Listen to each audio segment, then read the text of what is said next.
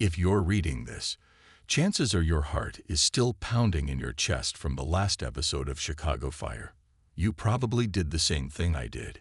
You sat down on your couch, ready for your weekly dose of heroism, camaraderie, and the controlled chaos of Firehouse 51. You were expecting a daring rescue, maybe some drama at Molly's, and a heartfelt chat in the common room. What none of us were prepared for was the gut punch of a moment. That split second where everything went wrong. The shocking news that's rocking the entire One Chicago fandom today isn't about a new cast member or a surprising plot twist. It's about one of our own. It's about Christopher Herrmann and the accident that has landed him in the hospital, fighting for his future. Seeing him go down wasn't just a plot point. It felt personal. It felt like watching a family member get hurt, and the silence in my living room when it happened was absolutely deafening.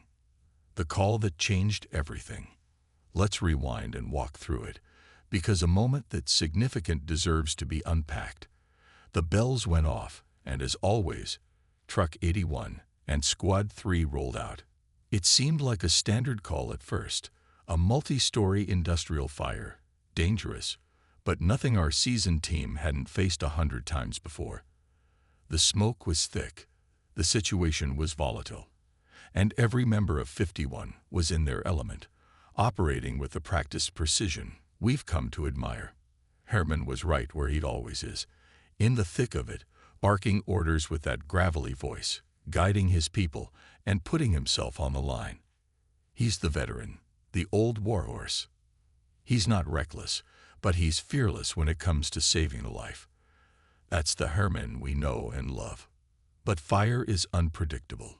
It's a living, breathing monster, and in an instant, the situation turned.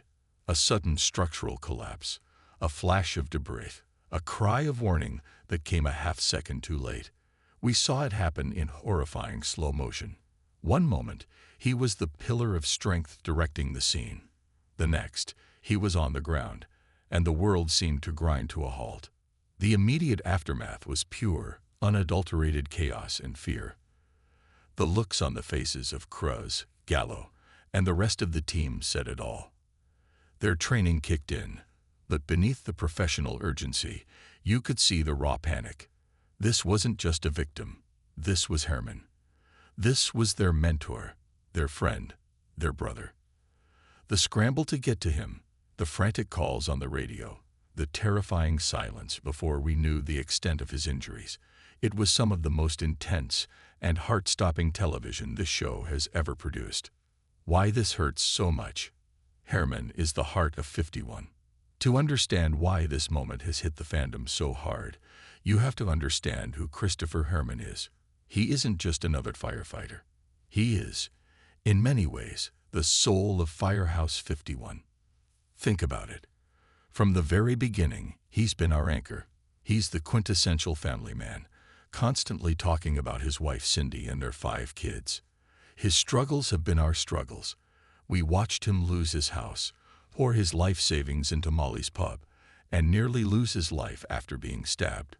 We've seen him battle his pride, swallow his temper, and evolve from a hot-headed firefighter into a wise, respected lieutenant. Herrmann is the glue.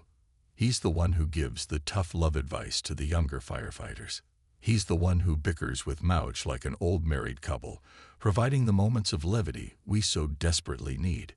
He's the one standing behind the bar at Molly's, a safe haven for every first responder in Chicago, pouring a drink and lending an ear after a tough shift. He's the father figure to a firehouse full of people who have lost their own families. He has built a legacy of compassion, integrity, and stubborn, unwavering loyalty. Losing him, even for a moment, feels unthinkable. The idea of Firehouse 51 without Herrmann at its core is like imagining a family without its patriarch. It feels empty. It feels wrong.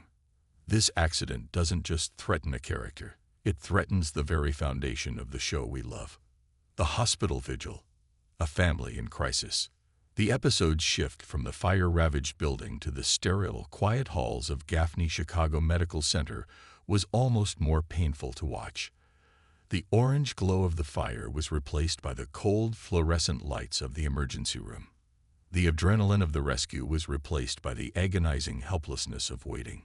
Seeing the entire firehouse family gathered there, their faces etched with worry, was a testament to what Herrmann means to them.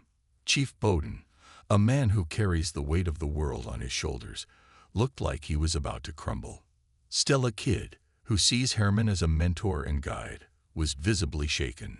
Cruz, who looks up to Herrmann like a father, was completely lost.